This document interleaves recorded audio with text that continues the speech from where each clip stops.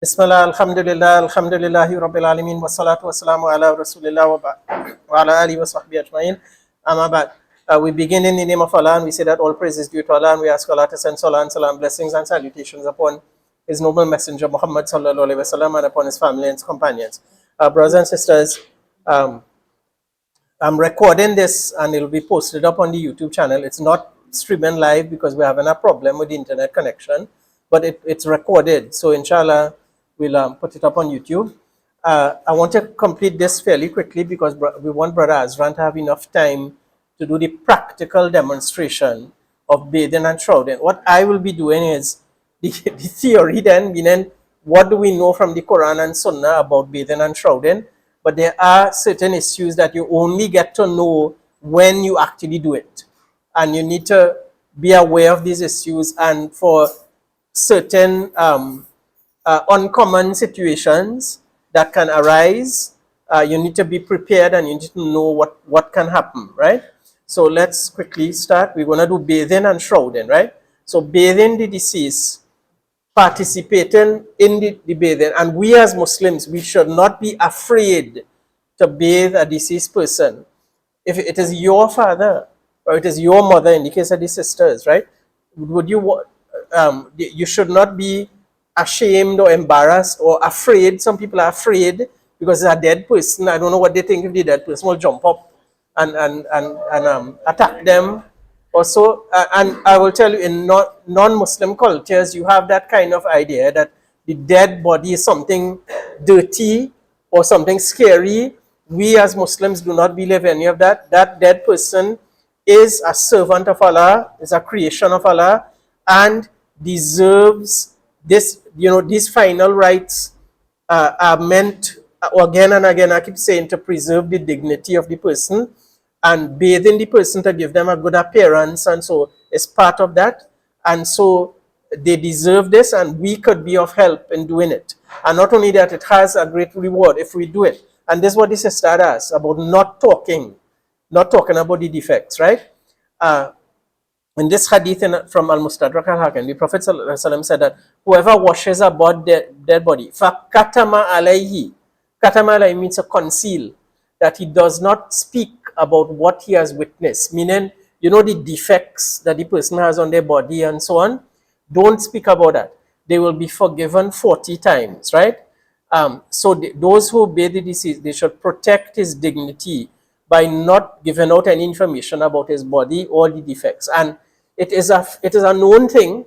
And again, Brother Azran and I can tell you, I have bathed only a few people, not as many as Brother Azran, but you will see, because of people's illnesses and so on, you will see some things that it's unpleasant to talk about. And I will not mention any specific people, and I'm sure Brother Azran will not also mention any specific people. I'll just give you some general ideas that I mentioned this before. When someone dies of a stroke, it can happen that blood will keep coming out of the nose, right? What do? You deal with it when you are bathing the person, and you put cotton and so on, give the person a dignified appearance. The key thing is when you come out, you don't tell people that that's what happened and that you saw it happen to so and so, to this person, brother Zaid, and please don't do that kind of thing. You can, like how I just said it in generalities, that when someone has a stroke, but I didn't tell you who, I didn't tell you I didn't tell you even if I saw it. I know it can happen because people have told me, but I didn't, right? Yes. Yes. Yes. It's better. Yeah, the less we talk about what we saw when we were bathing him, that's better. Because think about, would you like if your son, your father, some die, and then people come out and they're talking about everything that they saw, right? While they were bathing, you wouldn't like it. So we don't want to do it to other people as well, other people's fathers or sons or mothers or daughters. Yeah. Yeah. Yeah. Yeah. You can answer in general that yes, everything went well, right? But there are some things better you don't say out of preserve, again, keeping the dignity of the person, right? Now, the deceased should be handled and moved and bathed with gentleness, with reverence, with dignity. The Prophet ﷺ said that breaking the bone of the deceased is like breaking it when he is alive, right? I will tell you, non-Muslim funeral agencies, when they are dealing with non-Muslim deceased, and Brother Azwan can tell you, the kind of things that they do to that body, to, to, we were just talking right after Salah, that they do these things for the show, for the performance. You know what is the performance of the funeral? That they want the body looking pristine, and they put makeup and all this, right? And sometimes, again, a person may die and the body becomes stiff because you know a person may die alone in their house and nobody finds the body until the next day. Well, the person, of course, the rigor mortis will set in and they become stiff. So what if they die with their arm like this, right? But you want them in the casket with with their arms straight. And how do you think they get that arm straight? Yes, right? Yes, they will do those kinds of things, right? And they do other things like that that harm the body of the deceased. We as Muslims, we do not do that. We do not do that, right? You bathe the person as they are, and when he's doing the demonstration, he'll talk to you and so on, right? If a person has been frozen, they died out in the cold and so on, and again the body sets up, you can't break the bones or anything, right? All you do is you wash the person as best as you can, right, without harming the body. Okay? Yes. In the standard box, the box. Then you carry them in something else. You get a bigger box. So you get this box with that dimension is not like it's wajib, right? It's not like it came down in the Quran that a box must be of this size and so, right. So again, whatever size the person is or what position they died and so on, we have to accommodate that in whatever way we can, right? But have you come across anything like that where a person was of a very large size or so? We have the front side of the box. Yeah. So Right. the arm is extended out this way. Yes. You can accommodate them There with. will be some sort of leverage in the arm. Yes. So moves a little. Yeah. This is where it comes in respect to having a viewing and all these things. Yes. Comes into when the proper Islamic tradition. Yes. The function aspect. Yes. That leads the general public to have a viewing or a show. Right. And proceed. So Yeah. that's the same thing as what you were saying. My question is that when someone is losing that blood, Mm-hmm. what should we do? Can you explain that? Because after that, Mm-hmm. The blood keeps coming, right? So the brother is asking again. I'm saying for the recording because the microphone may not pick him up. That if the person dies, a very large person, or they die with their arms extended and so on, you accommodate them with a larger box, right? The whole idea being that we do not want to harm the body. So even if we have to build a box to fit that person, that's what we will do, right? Rather than squeezing their arms or breaking the arms and so on, right? So we, the Muslims, will do whatever is necessary to accommodate that person. What he asked a specific question about, like the blood, if somebody dies of a particular illness or a stroke and blood keeps flowing from their nose and so on, what you do is you bathe the person, right? And then you put cotton and so on the best that you can. The blood will keep oozing after that, yes, but the ghusl is complete and the ghusl is valid. Just as for a living person who bleeds continuously, you know what you do? You make wudu and that's it.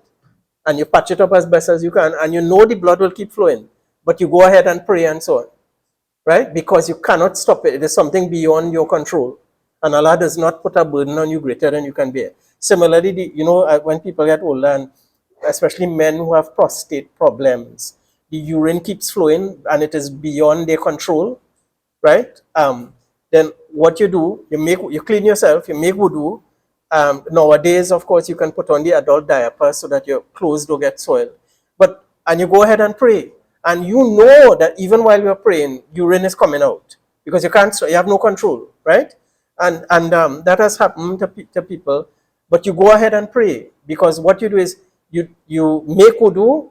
At that point, you are clean, and what is beyond your control, you can't do anything about it, right? But for the next salah, you'll have to make wudu again and clean yourself and so on. So similarly with the deceased, we do the best we can, and what we cannot control after that, that is beyond our control. But Brother Azwan made a very good point that when these kinds of things happen, that is why it is always advisable. I kept saying it is permissible to uncover the face of the dead. But when these kinds of things happen, do you see that it is better, it is advisable, shroud the person completely, cover them up completely, so no one knows that that has happened to them. No one knows. And there's not, by the way, there's nothing to be ashamed of. If your father or your mother dies and their nose keeps bleeding, or so, there's nothing to be ashamed of. It happens, right? It's a medical thing and you can't stop it. But we know how people are, right? They will make negative statements. And they might say something inappropriate, and so it's better to cover all that up. Don't let people know anything, right? I will mention too that if a woman dies in childbirth, that she may continue bleeding and bleeding from the private part. Again, there's nothing to be ashamed of. There's nothing to be embarrassed of. There's nothing wrong with that. That is how Allah created the body of the female, and blood may continue coming out. What you do, you wash the body, you put cotton, you put whatever you can to stop the blood from flowing, and then you shroud the person, right? And you pray the janazah over them and so on, right? Yeah, yeah, yeah. Yes, yeah, yeah.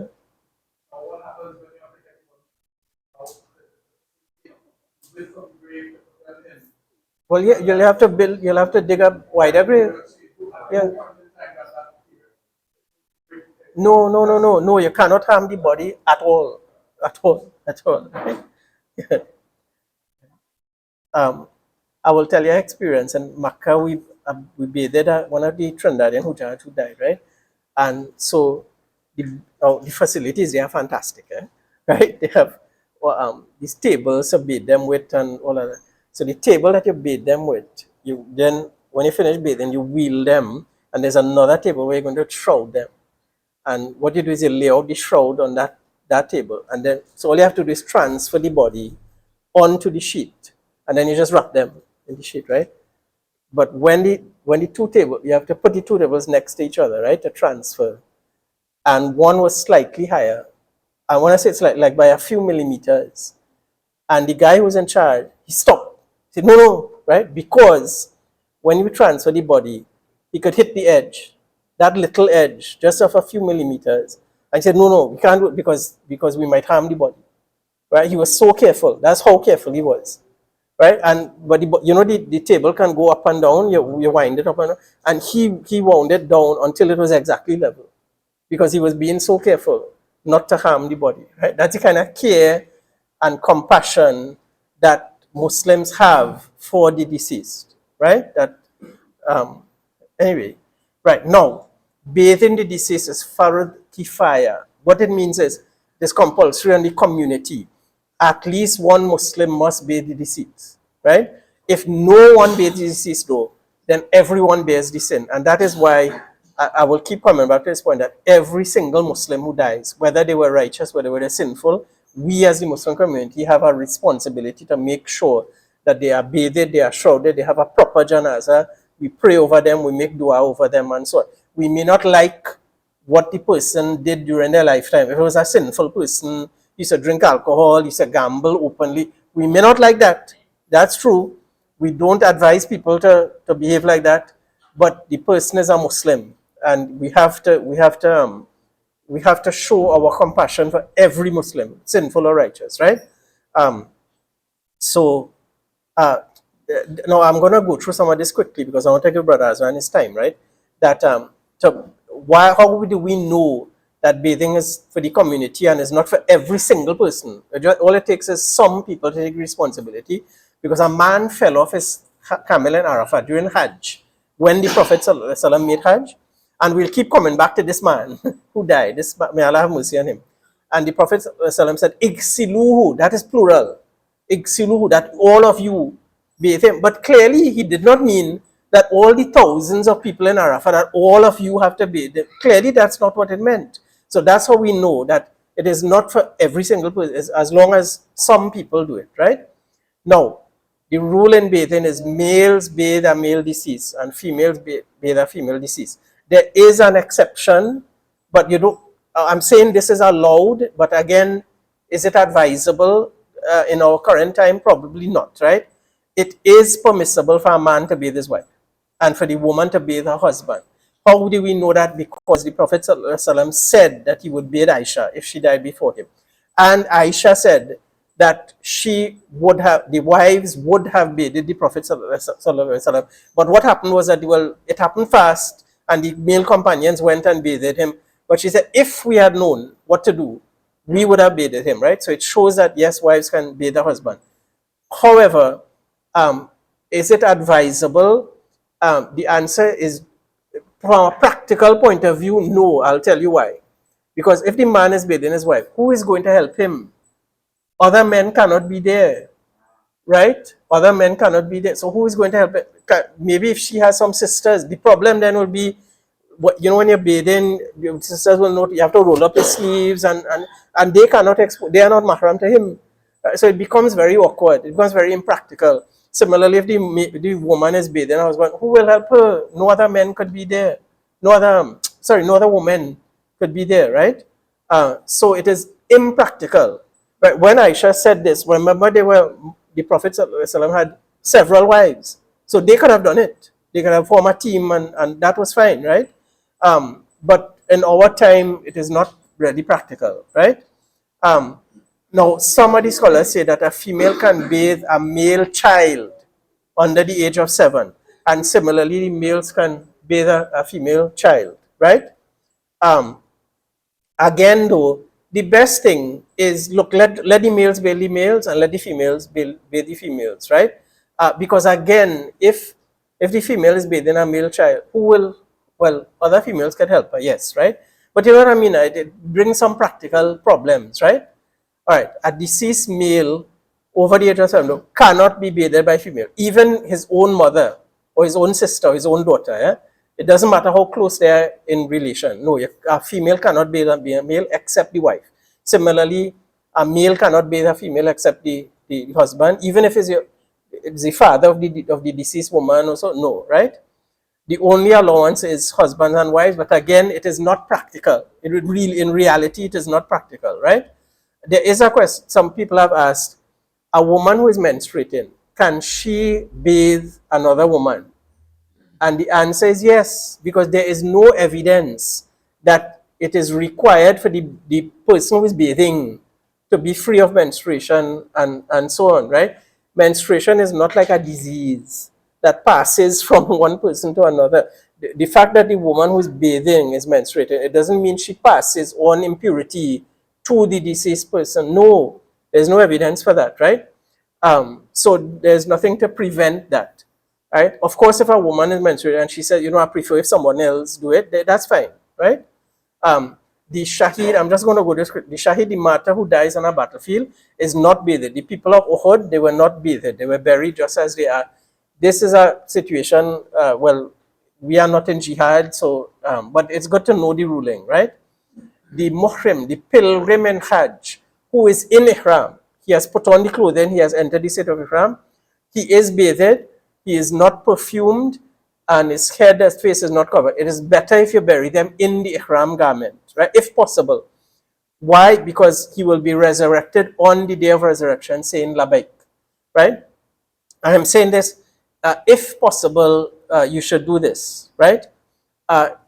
Again, when I was living in Makkah, we buried somebody Hujjat, Trinidadian Hujjat, and one of them died in ihram, but it was not possible to do this because he had died, and because he had been in hospital, so they had to take off the ihram to treat him, and so that was the end of it. And so we bathed him and shrouded him as usual, right?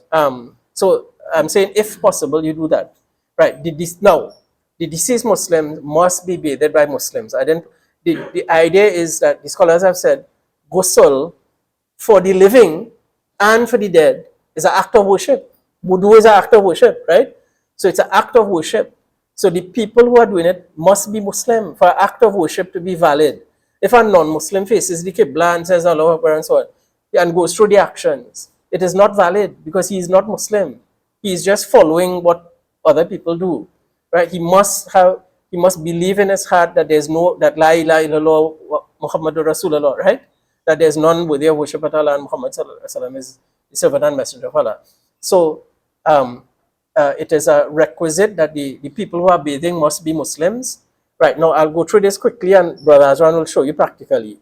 The deceased should be placed on an elevated surface in a room or whatever location, but it is blocked from the view of onlookers because the bathing is a dignified, a serious event.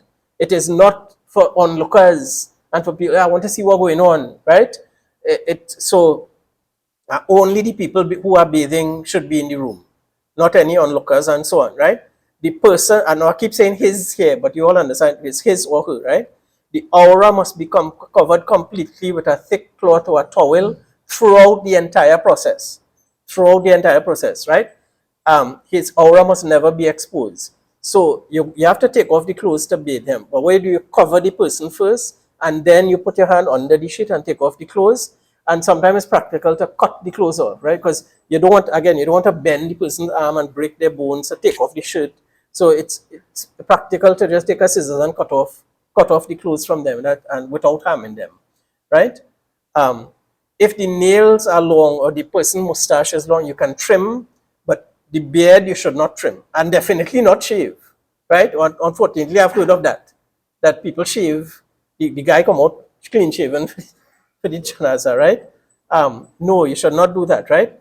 You can comb the hair, but it must be done gently, right? So that you avoid pulling out the hair, and use a nice wide comb, the deceased woman's hair is mentioned in hadith should be arranged in 3 braids and put behind her head, if possible, because if the woman has very short hair, there's nothing you can do, right? So again, if possible, you do that. And some women's hair cannot be braided, the hair may be so thick or so curly and so, right? The body, if possible, if you are bathing the body soon after they died, so they haven't become stiff, you can raise them slightly and you massage the stomach gently to remove anything from the bowels, and you wash them out completely. There's no embarrassment in that, right? It has to be done.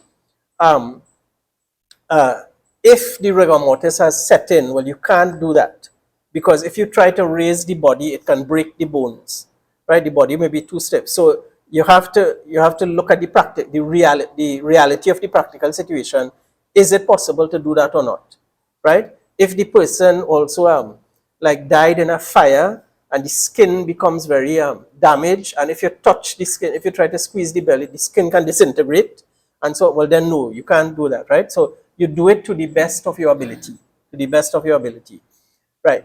Then you wash the private parts of the deceased, but you use a glove, so you don't make direct contact. Also, you don't lift up the sheet, and right, you keep the person covered and put your hand under the sheet to wash the person's private parts, and then you discard the glove, right? Or nowadays they have nice gloves and so to do that, right? And then you discard that glove and you use new cloth or new glove to complete the bathing. You must not make direct contact with the aura of the deceased person, right? You must be washed with a cloth or a glove at all times. And you have to, as I said, you have to keep them covered at all times with the thick cloth or the towel, right? And it may sound strange how you're bathing this person under the towel, but if you have done it once, as long as you do it one time, you'll get the hang of it. You'll know what to do, right? And nowadays you have nice the equipment you have, and so on. You have the table with all right, yeah, right, and they have this hose, and so that that sprays the water and so on, and it's much easier now than it used to be, right? All right, now the bathing begins. You say Bismillah, and then, so after you have washed the private parts, then you say Bismillah, and you wash the parts of wudu, like if the person is making wudu, right? So you wash the right hand and the left hand, and then the face and so on. But you know, in wudu, you put water in the nose and the mouth, but you don't do that because the deceased is not capable of spitting out the water, right? So instead, what you do is you just moisten a cloth, a clean cloth, and you wipe the teeth and you wipe around the nose, around the nostrils, and so on, to the best that you can, right? Again, like if the person died in a fire, doing that around your lips might break the skin, and so you have to do what is possible, okay, while preserving the dignity of the person and while preserving the body without harming the body, right? uh, you should wash the hair and the beard with cedar. Now, cedar is a type of tree that you find in the Arab countries called the lotus leaves. In Trinidad, we use the dongs tree, the leaves of the dongs tree. It is not the exact same tree. They are related. They're like cousins, right? They're similar. But the cedar tree, again in Makkah, we bearded somebody with it, right? And it is, you know how dongs, the leaves, it makes a natural soap, like a natural lather. The cedar is even more powerful, meaning it makes a much nicer lather, like real soap. And the scent is even better. The scent is even stronger than the dong and very pleasant, right? And what they do in Makkah is actually they grind the leaves into a powder. So you just take the powder like a detergent powder, and you put it in water, and it lathers up very nicely, right? So sorry, it's I don't know, but Allah doesn't put a burden on you greater than you can bear, right? So um, you know, you do what you can, and it's not like if it's compulsory, right? But it is from the sunnah, and the idea is that you use something that will clean the person's body and give a pleasant scent, right? Okay. The entire body you wash with the water and the cedar 3 times or 5 times or more, because you do what is necessary to get the, if blood keeps flowing, you keep washing. If the person died, and there was they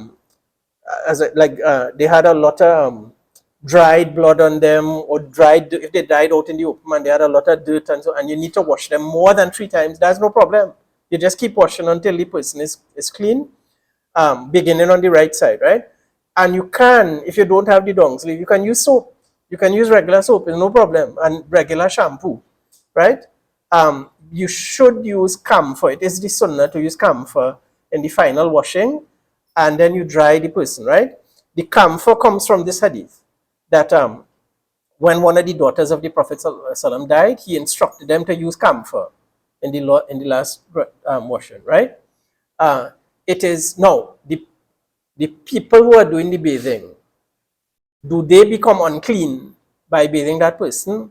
Okay, it is recommended, but it is not compulsory, that after you bathe a deceased, that you should do a ghusl, right? But it is not compulsory. There is this hadith that whoever washes the dead, let them do ghusl. But this hadith, the scholars have differed. Some have said it's authentic, some say no, and so on, right? And some of the companions, as well as Imam Malik and Imam Shafi, the opinion they held, and this is the opinion I lean towards, that ghusl is not compulsory for the one who bathed the deceased, but the safest thing to do then is, the least you should do is make wudu.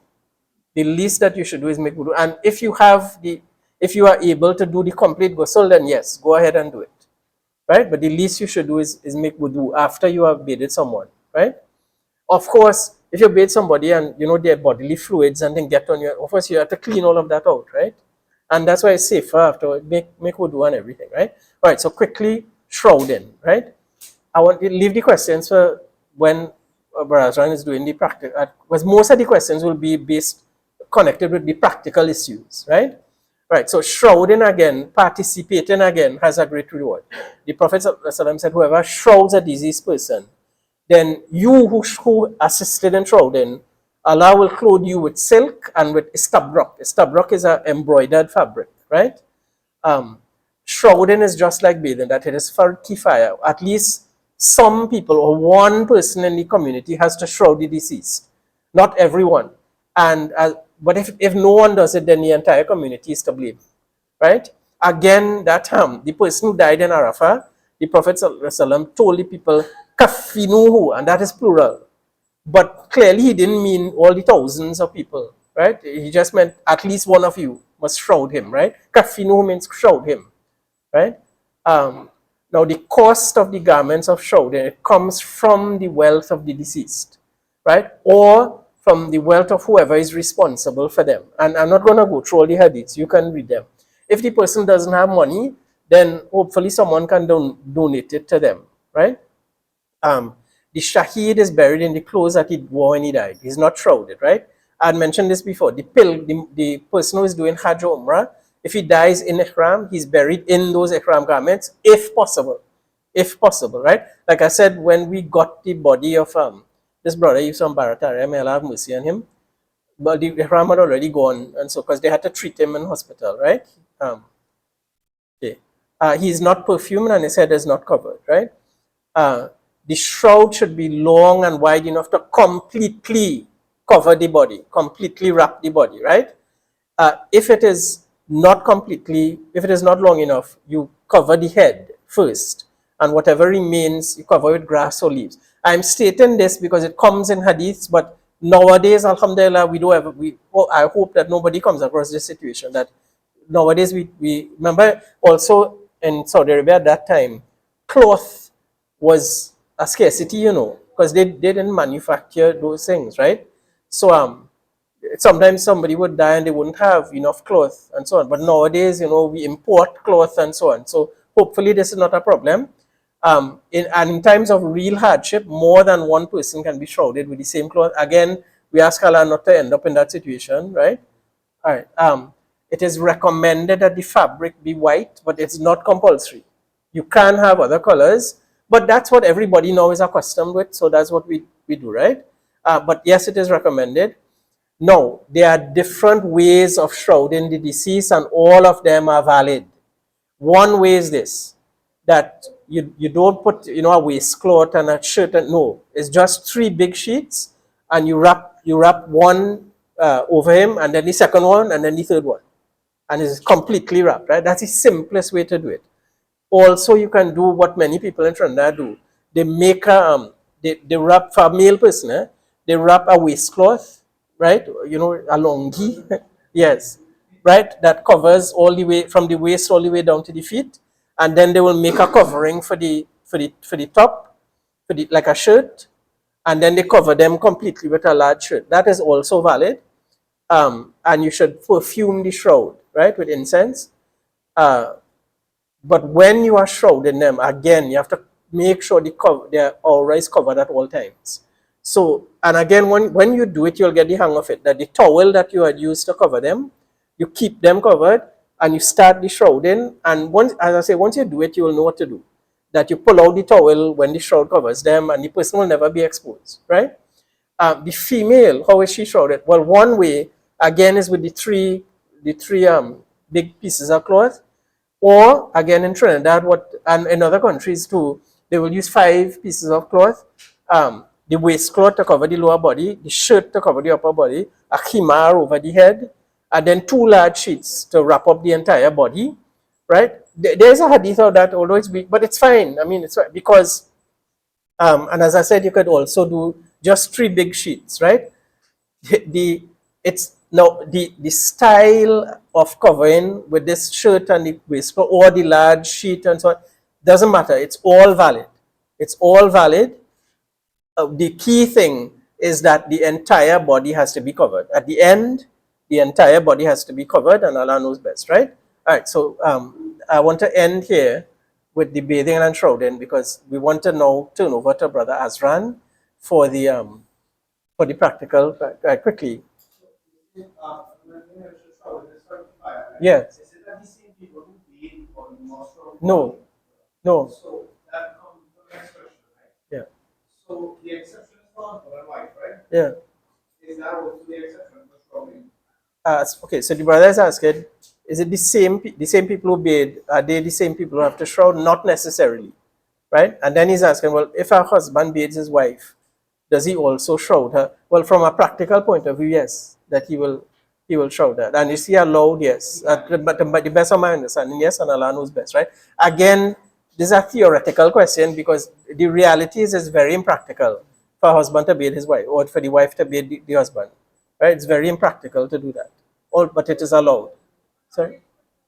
Yeah. Yeah.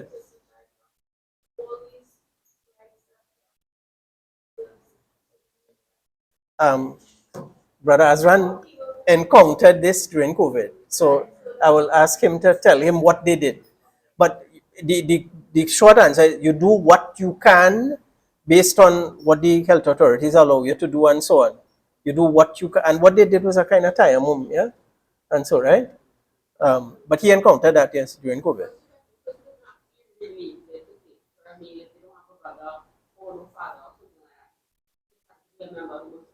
Yes, yeah, right. So the sister is asking, who bathes the deceased? Does it have to be from their relatives? No. So a male person dies, other male Muslims bathe him. It doesn't have, you don't have to be related to him. A female dies, other female Muslims bathe her. Right? Of course, if your father dies or your mother, of course you want to be the person who bathes them, and that is natural, right? Out of compassion and so on. Yeah. No, right. She's just asking, is there a specific number of people to do the bathing? No. Or just however many is necessary to do it properly. And you have done it with like two people, yeah? Right? Even a person who has experience in it can do it with just one person helping him, can even do it by himself. A person who is very experienced can even do it by himself, right? But it's better to have more people to help move the body and so on. But there's no fixed number, no. Right? Right. I really wanted to know what the brothers run because I'm taking his time, right? So and we were saying that the sisters will be in this room or the brother? All right. All right. So I'll turn over to Brother Azran, right?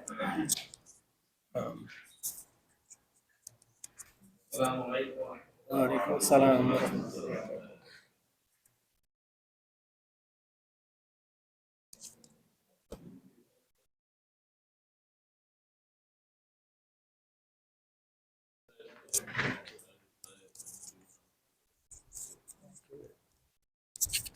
Because we're recording. Oh, okay. That's more fun. Yeah. Okay, so, Bismillah.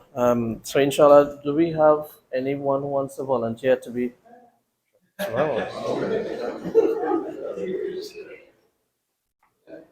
so, we could use this two table here for now. Just add a light on something. Yeah.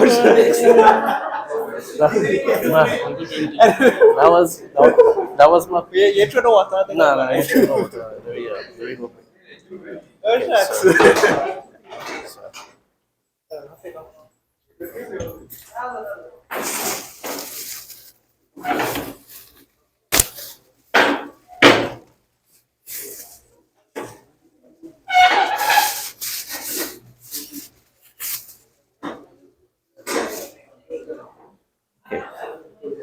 So inshallah, we are going to be quick as possible because of the time, right? So after this part, we're going to do the practical. While we're doing the practical of when a mayat comes in, how we basically quickly undress and do the ghusl and then proceed to do the shroud, inshallah, right?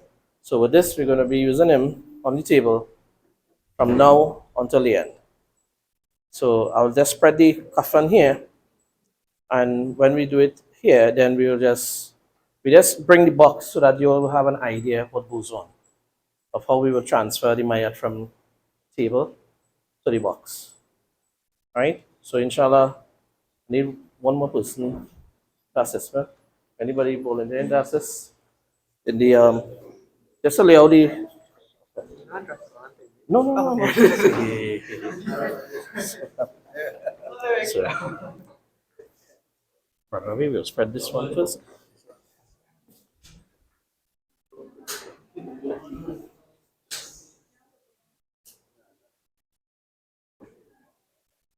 Let's open out, open out, open out. Pull this in. All right.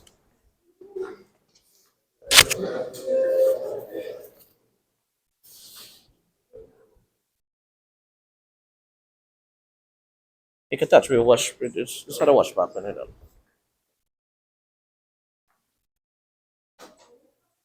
Okay, so for the male is the 3 pieces.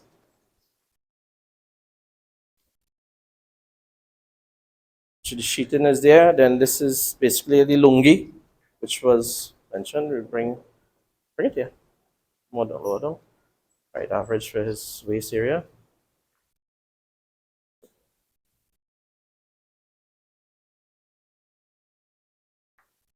And we have the kameez.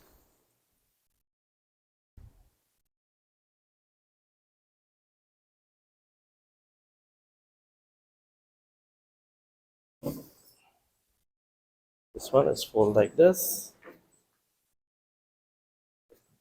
Yeah, this would be like this here.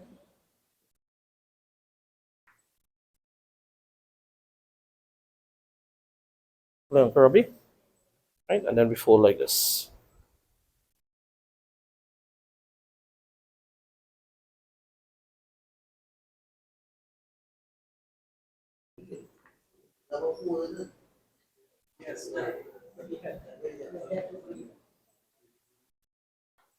Okay, so you lie down here. Fully shrouded after the No, not yet. Oh, okay. So lie down.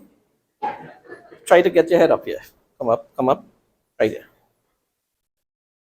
Right, so okay, so this is like whether we remove a mayat from hospital, home, the mayat reaches the facility of the funeral home. It's placed on the ghusl table in this position here. Now, from this point is where it is the relatives or the funeral home representatives will take charge in doing the rites of istinja, wudu, and ghusl and shrouding of the deceased. In doing so, firstly, we must, as Sheikh mentioned, at all times we're going to have the aura of the deceased covered. So we use a dark piece of cloth. Now, the cloth is bigger than this, basically. This is just a piece we'll work with just to kind of have the effects of the mayat covered area. So right above his navel to below his knee area is going to be covered. So this is where we place the cloth and make sure that the person aura is going to be protected. When this happens, then we're going to remove the clothing. While doing that, we would of course see how stiff the mayat is first. If the mayat is stiff, meaning rigor mortis kicks in, then we use our scissors. But before that, then while we massage the stomach of the person, gentle downwards. Gentle downwards. If the person can move a little bit like this, so it helps release gas or any fluid that may be trapped in the bowel area. The person has different ailments, of course, there may be solid waste going to be coming out. And this is where, once that happens, so what is sufficient? We massage stomach, gentle, stroking the tummy to the lower part of the body. Once that is done, then, so we leave whatever is there. Then we actually cut and take off the upper shirt, or if it comes from the hospital, whatever, gong, whatever is there, we actually use the scissors to remove such. Then under here, we'll come, feel, and remove. Whatever impurities came off may be stuck in the clothing, or maybe a pamper if the person comes from the hospital. So once it's removed, then you can actually see what came off. So it warrants you know how severe you're going to have to do the stinger area. So this is where it comes in now. Once severe impurities comes out there, this is where it is recommended that at least that person who is going to be dealing with that should be properly washed after himself. Because there it is, you're going to be in mess. There's major impurities is going to be coming out there, right? So of course, gloves is going to be placed on all the persons who's going to be partaking now. And once that, and they secure themselves, of course, for protection from any disease or any such that the person may be, the person they might have passed away from, protect themselves at all times. We would just place a piece of cotton through the nose and right under the lips, just in case for any air that comes out that may be harmful gases, while we are doing this procession. Now the mayat is then turned, and the shirt, what we cut, is actually being taken off like this. So place your head. So we, like this, and like this. And then we can hold here, and then another person pulls out.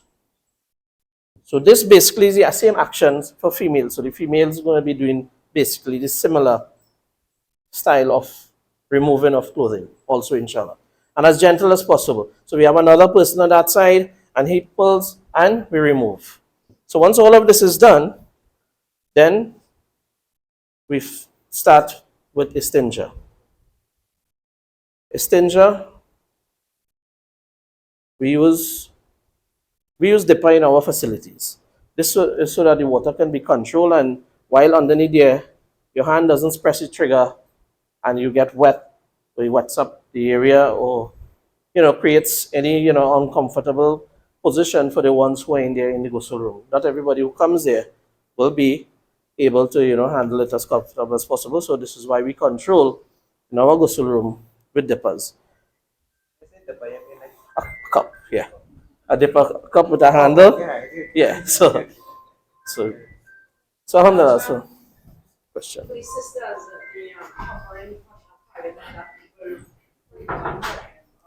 Oh yeah, by chest, yeah. Yeah, so for sisters from up here, straight down here. So basically for male, it's from here. All right? So then left hand, we use to do cleaning of our private part at all times. And the dipper. And we wash. Yeah, we put on gloves. Yeah, I mentioned that part already. All who's going to partake, put on gloves. So everybody who is partaking is going to be placed, have gloves in their possession. And when we wash, you can actually see what's going to be coming off, what fluid going to be coming off. In our ghusl table have a V, so that the mayat's back is rest there. So the V, it's very free. So you can see what comes off from the area that we are going to be washing. Wash 3 times. Sheikh mentioned there, it's there.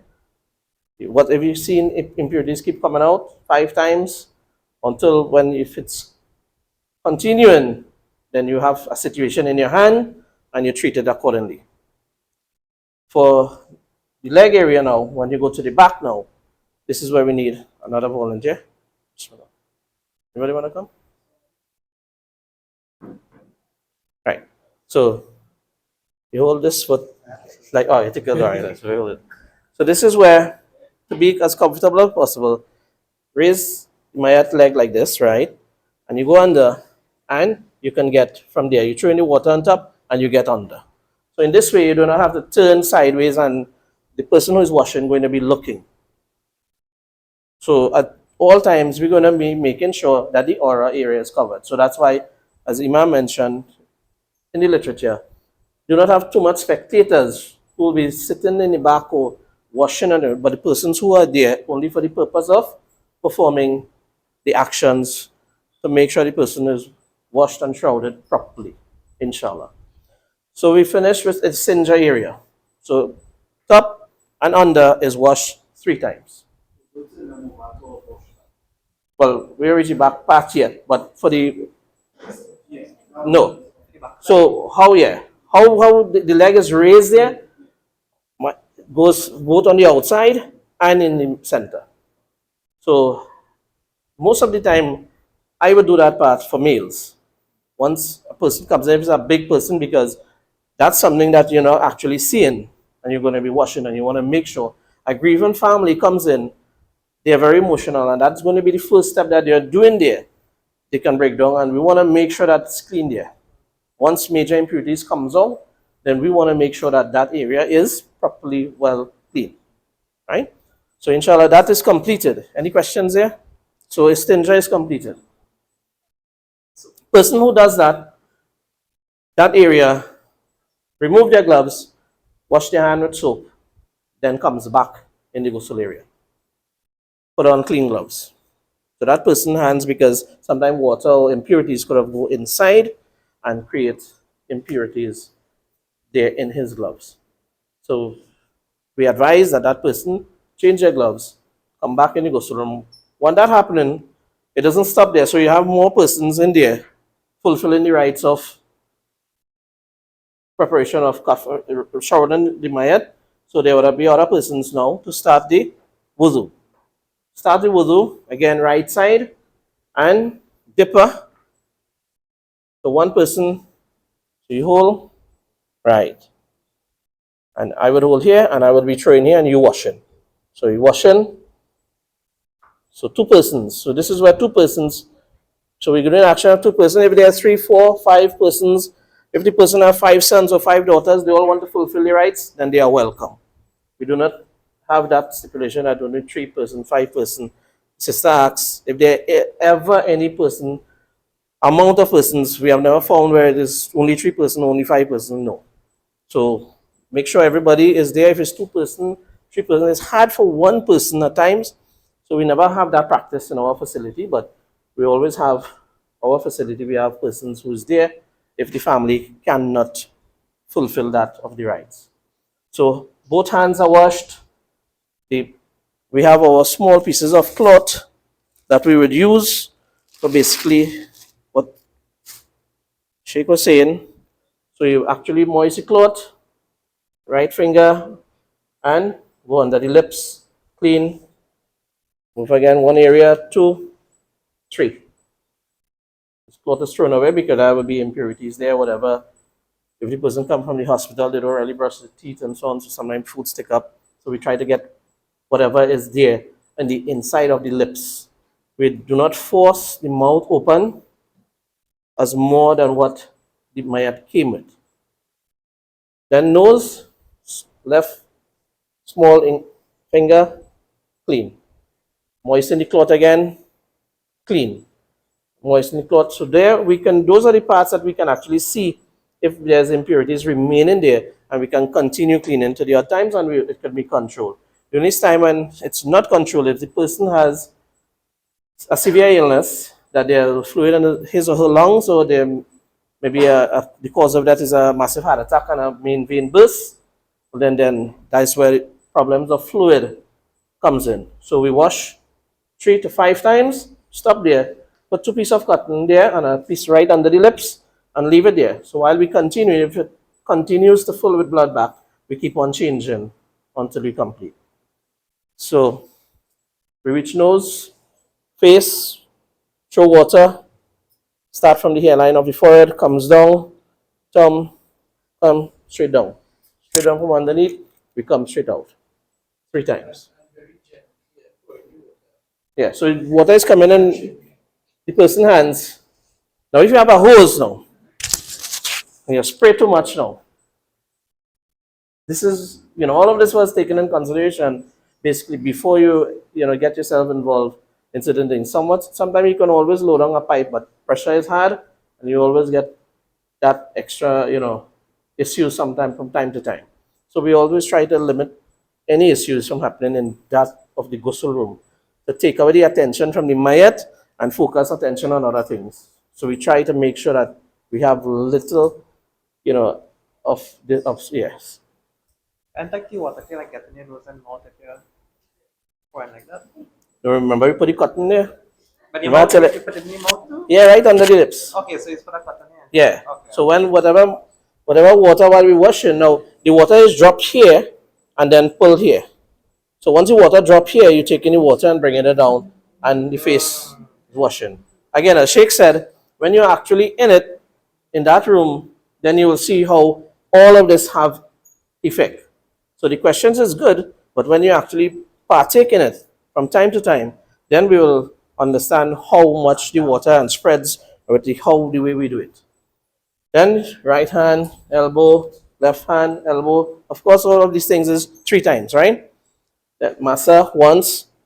So take the water in our hand, drop the water here. Now we actually physically raise thumb in the ears, index, and then behind. Rest down the head back.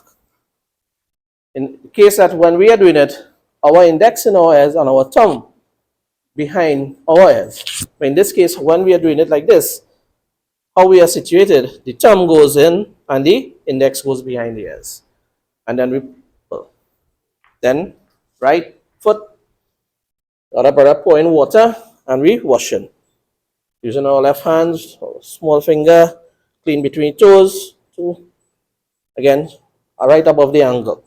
All of this 3 times.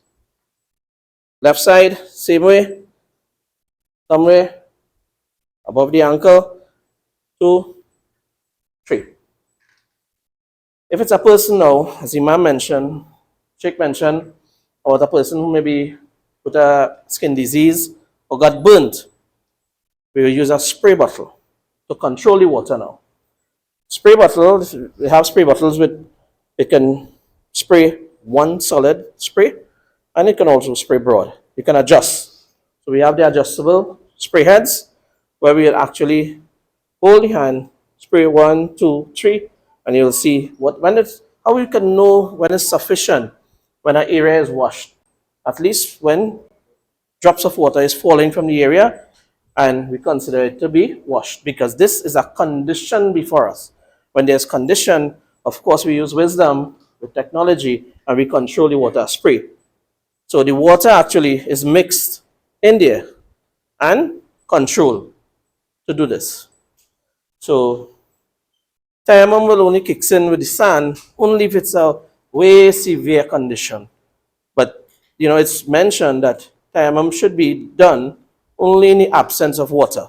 So we try to always have water, but only if it's a very severe condition, then consideration is taken, then we do tayammum. Other than that, we use water at all times. So we have done the istinja, we have done the ghusl question. A person's body is when let's say get an accident, but do you do it on them? Yes. But then the body part mash up over them. Yes. So those bodies have to go for autopsy, and when it goes for autopsy, comes back to you, you have to actually mend and put back everything in place. When you finish now, you're going to actually now know what is before you, and we have to do what have to be done.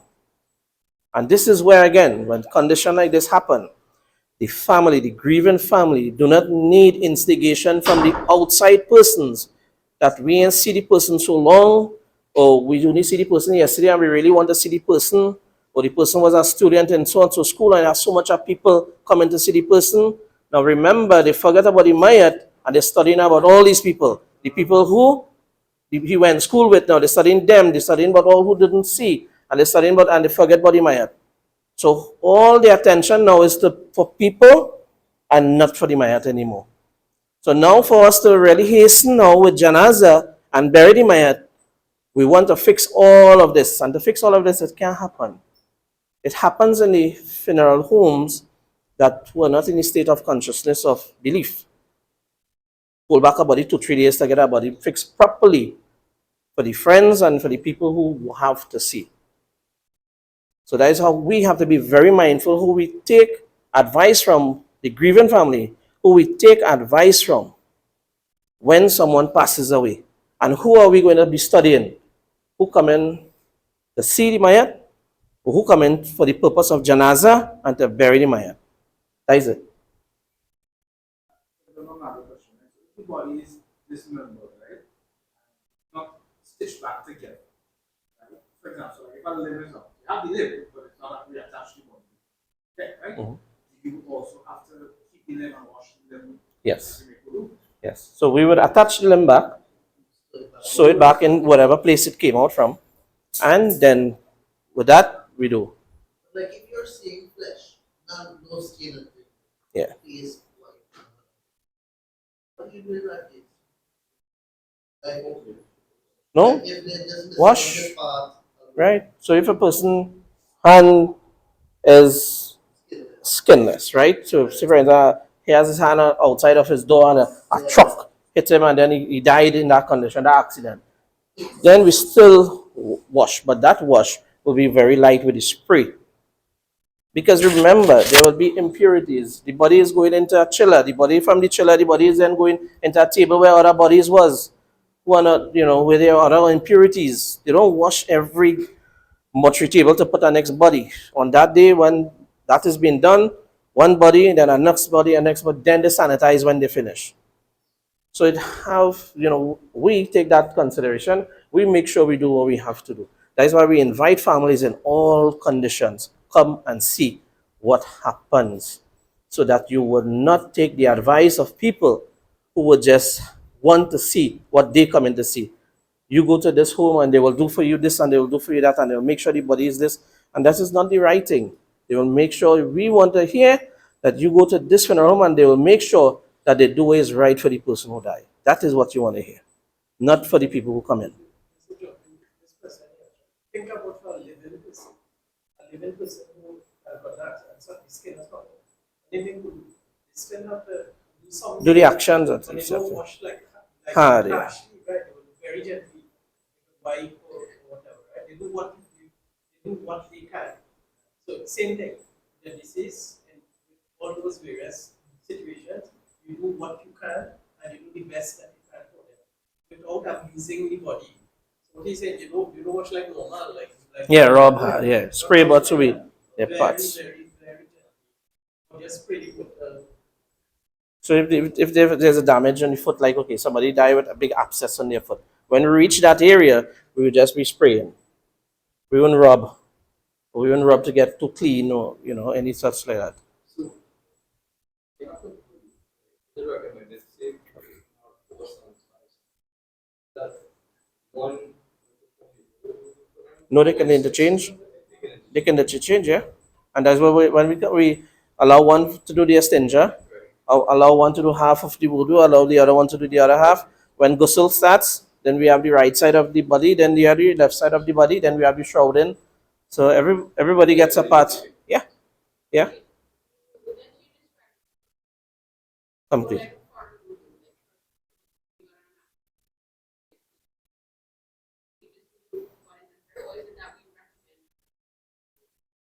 Well, I do complete wudu at all times. Yeah. The only time we reach for wudu is when COVID was there. So that's basically condition that we were not even supposed to go there, but we still went to at least satisfy that, you know, um, water. Yeah. So that's the only time. But other than that, whatever is the condition, we still a body that was found 2 weeks old, we still do wudu. Found 2 weeks in decomposing it, we still do wudu. cases where you did I still do wudu. Close box. When I face my Allah, my service, I do what I have, and the smell, everything. You should come and see it. It's like a fire inside it with a lot of smoke. There's incense. Just for me, put Vicks in your nose, kills the mass, and we do what we have to do, inshallah. So,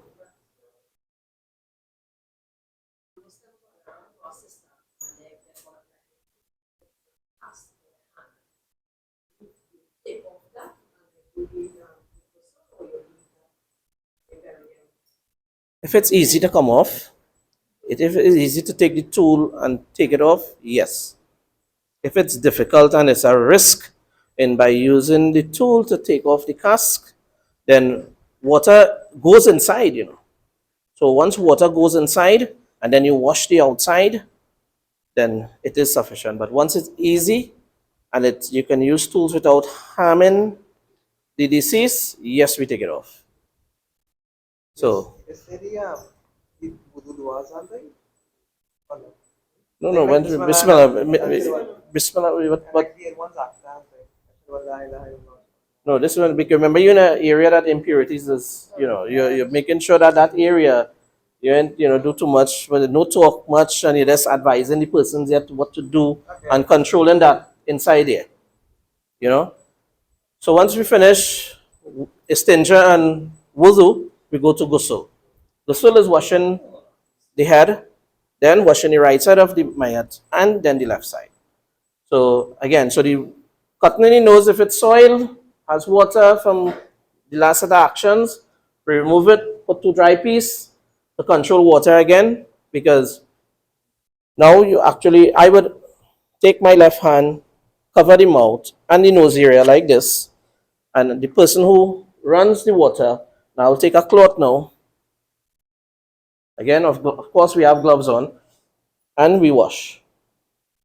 Wash, wash, wash. Then, when we reach this part, he throws the water right here now, and I get all here. As this side is straight under to the neck. So, if the head is stiff, well, if the head is stiff, most of the time it's stiff in an upright position because the person may die home in a pillow. So I have something which is a head block. So it have a head block that rests there. So we move the head block and we do what is necessary. Now when the mayat goes in the box there is padded to the head area again. So the head always wouldn't be on a strain again. This is all in compliance with making sure the mayat is treated with respect. So we wash 2 times. And then, now if the person mayat came from the hospital, we would practice with soap there. Because there will be a lot of medical, things that they will use, like ventilated spirit and all these things, alcohol-based chemicals to clean the person and so on. So we make sure that is removed. If the person came from home and the person is clean, well, it is sufficient for water there at that time. Now the third wash is where the dongs water comes in. So once the mayat has been washed again, all under the arms, right side again. So then I would turn the holy cloth there. I would turn the brother like this, and the washing is taking place here now. So while he washing, he's throwing the water here, and the water is going here. Washing straight down, then rest down here, you come down here. So I would raise this foot here and raise this cloth. So he's throwing with the dipper underneath there, under the cloth, and washing coming down. Then we rest down and then wash out this part of the area. Same goes for the left side. So this is where the action of 2 persons is handling a mayat very comfortable. I know you said before, right? It's the same thing that if you are actually making the ghusl, if you do the 2 times, when you say the 3rd time, you do the camphor, right? Yes. So the 2nd time, if it is that you make the ghusl, still a little dirty, would you do it a 3rd time with normal with the water? First, I make sure until everything clean, and then you do the camphor? Well, I never wait to see if it will be dirty for the 3rd time, because after the first wash, you must see if, like, what do you mean? I want to use the word muck. According to the length of time the person may be in the hospital, and there may be a little dent on the skin, right? But there will be major impurities. But for that, the 2nd wash is going to be soap. And with this white cloth, we will actually see the condition of the cloth, so you know how much to rub gentle. And again, we're being gentle, because to get all of that out, you really had to go and be doing that 7, 9, 12 times, and that will be a little harsh and extensive water being used on the mayat at that point in time. So, and then again, for a person to say a length of time in the hospital, that means that they had some sort of disease, their skin will be peeling, all these things. So, but I understand what you're saying, but yes, that 2nd time I'll make sure. So the 3rd time is just to pass the water, inshallah. So we understand how the body is turned on the side. I don't really have to do it on this side because it will be the same. I'll be on that side, and the washer is going to be on this side with the same action. So now we use the dongs water and wash the head and the right side and the left side. Dongs water mixed with camphor, and then we're ready to sap up the water.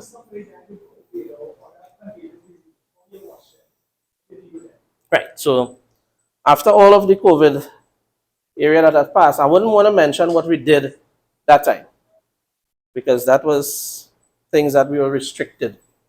And in restriction, we still do what we had to do. We still use water. So Imam would have known some of the things that we have done, and we still did actions to the mayats. We didn't just put them in an extra body bag and seal it and send them off. We didn't. But now, presently, we have gotten 2 COVID persons, 1 male, 1 female, and we have actually did the complete bath. 2 persons, 2 out of the amount that was quoted by the Ministry of Health, 2 of them was Muslims, 1 male, 1 female, and we have actually did the complete bath. Of course, using the PPE suit of the persons who are doing it and making sure the mayat is secured properly. So that way, we would use, meaning the nose, all areas, we put cotton in so that no fumes or no fluid will be coming out of the mayat. So we wash, and then from there, the mayat is wrapped now, and that there's no viewing. Straight, we practice now the protocols of the same etiquettes that the Ministry of Health guidelines is now, but they have eased up that part of the preparation of the body. If you have a body staying out long, then they advise the body has to be embalmed. So there's no keeping back of a COVID body till present time. We treat the body immediately. Of course, we treat with caution. All protocols are followed, and the ones who are doing suits, all gears. When preparing, place the mayat in the box, seal, and then straight janazah and to the cemetery, inshallah. So they ask us to actually practice that. That was done, and alhamdulillah, we here basically didn't get infected. So now we have completed the istinja, the wudu, and the ghusl, and towel is used. We can just use this piece of cloth basically and sap up the body. And this is the same Sheikh mentioned, we can use that towel to change this cloth, just in case if while washing any impurities would have stuck in this cloth or anything.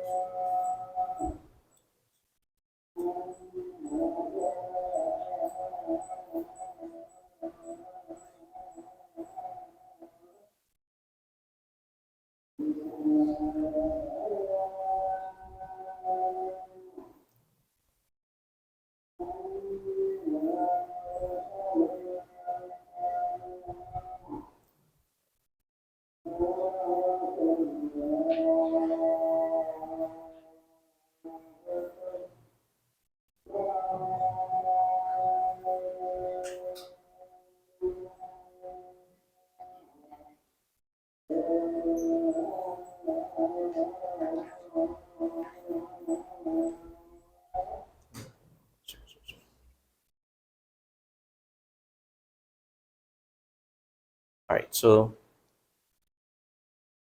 now it's time for the shrouding. So we place the towel here, we have removed this, place the towel. So we will have put the towel over and then pull this to the lower part, and then the towel drop. So now it's time for the actual shroud to take place. So in this, On this? no, on the table one side. Okay. So the mayat now is moved, as what Sheikh was saying, about the table to transfer from here to there. Now this, we would use this in this. But because of the size, I still thought it was small like how that boy was. So I bring a small box. So what? This here would be in this, and we would transfer the mayat straight into the box. So it'll be easy. Because when you transfer here now, you still have to transfer in the box. Now in the East, after this, they do not place mayats in box and thing. If you look, it's just like the bamboo straps with the the leather canvas, and they carry and they go.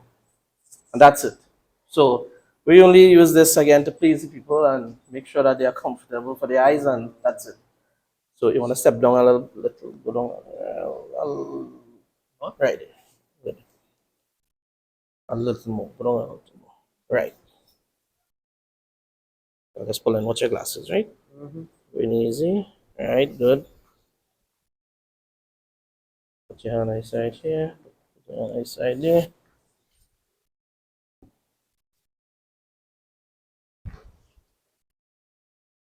Take these two ends, tuck it in, gentle. Take these two ends, tuck it in, gentle.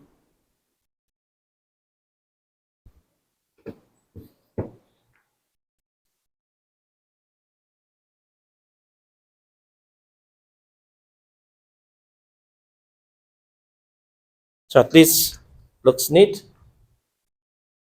So after that, kameez, lungi, from here, Rabi,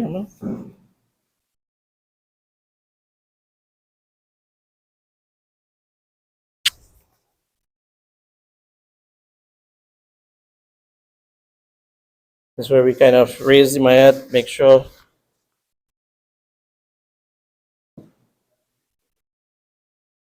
And then we pull the towel underneath like this. So at least the aura wouldn't be, exposed. So this, and then we do the final wrap, this piece. I'm just going to leave face open, right? So this is tucking in here.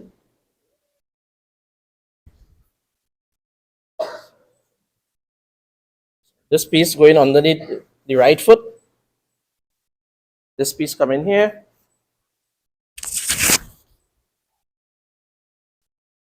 So this is going to lock again under this shoulder here. You lift this foot here, you bring this straight over here. So it have everything in place. So this way, long ago, Sheikh and Imam may remember this, where you have to actually go inside the shroud and loosen knot. This way is that it keeps everything in place. Hands is properly well secured, so there's no movements. And then the face open. But if it's for closure, it will be wrapped just as how the foot there. Now there will be a band here, just for lowering in the grave, or to even transport to the box. And when you reach the qabristan, to lower down inside, then. Right, so everybody understand basically.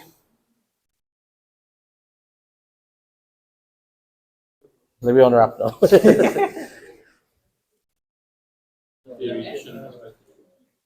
Huh? My wife and go explain that to them, or yes, them go the top parts and what's this part? They have a shroud, a female shroud with them. So if they want to do it right. Glasses and if denture something. The glasses will go. The dentures, if the dentures is in the mount or the jaw is tight, or inside the jaw is slack, it remains there. The person died there with that. We doesn't, because to remove a denture, the mouth have to open. Well, at least for me, it have to open wide. But for if persons perhaps died without it, we don't put it in. If they died with it in their mouth, our cleaning process is not to have the mouth open more than what we find the mouth there. So if the mouth is open and the jaw is very slack and the mayat head is placed like this, we roll up cotton and raise more you go back so is more is pulled down. More you come this way is more it closes. So instead of tying the band from home, the band will be tied. And you put some cotton under the chin. So if you have beard, it's better. So it will hide the cotton. So you won't see the extra things that we will put there. So, and the jaw closes. So you won't see a band around here in a male person, neither a female person. In our service, basically, we put it right underneath here. You notice right here, underneath the jaw, you will find there's a little kind of space. That's where the curtain go, and the head is brought up to accommodate the closure of the mouth. So, and that's it. Any other question, basically, before we go with Maghrib? Any questions? Does anybody have questions? The glasses. Would you put female and then does happen after your shroud? Well, the atar and camp.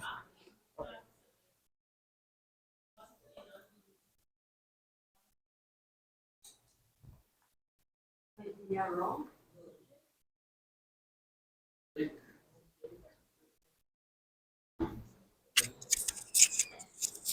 Right. The sister asked that in our family you may have non-Muslim relatives who want to come and bathe and so on. No, as I had explained before, the ghusl, the bathing, is an act of worship. Just as ghusl for a live person is an act of worship. And so one of the conditions of any act of worship is that the person must be Muslim. Right? A non-Muslim can go to Makkah and go around the Kaaba 7 times, but it doesn't mean anything, right? So the Muslim relatives have to explain that gently to the person, but they have to be firm, right? You can't compromise and so on, all right? Unfortunately, and I know that it will, because of family issues, it can cause a lot of conflict and so on. You have to try to manage it as best as you can. And They be present shaker. so here's the question: what they present to do? But what they present to do? To watch? No, yeah, they just want Is to that come is that a TV show? What they No, watching? if it's your parents. Right? But I mean, I don't mean to be harsh, but why do you have people in the room when you're bathing who are not there to bathe? You see, why do you have that? It's not a performance. It's not a show. You have to, as I say, try to handle it the best that you can. The best thing is not to have anybody extra there, right? Just have the people who you need. Again, the overriding concern is not what does the non-Muslim son or non-Muslim daughter and so on, that's not the overriding concern. The overriding concern is the welfare of the deceased person. What is best for that deceased person? And is it best that people who are not involved in the business are there and they're watching, and then remember they are non-Muslim, so they don't follow the same etiquettes we do. They may go out and talk about what they saw and so on, right? As I said, manage it the best that you can. I know that because of family dynamics can be very, very difficult. Try your best. Try your best, right? All right, so we want to end. The actual bathing and shrouding, all these are after the father. Yes. And the after the father has rules and Yeah. regulations. Now, but Azran brought his results to also demonstrate for the sisters if they want any special demonstration or special showing of questions and so on. We ask things especially if they want After Maghrib? after the Maghrib, right? Okay, but we So won't if you record all- that. We're not if you all recording want that. After the Maghrib Salah, so on, like, you come in and Yeah. there's some Right. if you all want, right? Yeah. Any special questions. Right. So But we want to wrap up this part of this session. Now, on making Maghrib, we have some slight refreshments also. After, we don't want you to leave it all that. You want coffee and tea and so on. Session 2 next week is also very important. We don't want you to just come and take this week's session and go to madness out next week. So we want to see everybody back here next week. We want people to come on time, so we try to maximize and you will not lose, right? We start properly at 3 o'clock and we go on until Maghrib again next week to wrap up whatever it is. If you have questions and you want to bring next week and so on, you can jot them down. We'll go back and look over the presentation or something. So inshallah, Brother Azhar and his wife will be putting on after the Maghrib for the sisters. You want to come and use the room and if you want to do anything, right? right. So So we'll go upstairs and the Maghrib. yeah. Just quickly, but the sister session will not be recorded, right? Yeah. All right. Okay. So let's end. Subhanakallahumma wa bihamdika ashhadu an la ilaha illa anta astaghfiruka wa atubu ilaik. Hadha wa sallallahu wa sallama ala nabiyyina Muhammad wa ala alihi wa sahbihi ajma'in. Walhamdulillahi rabbil alamin.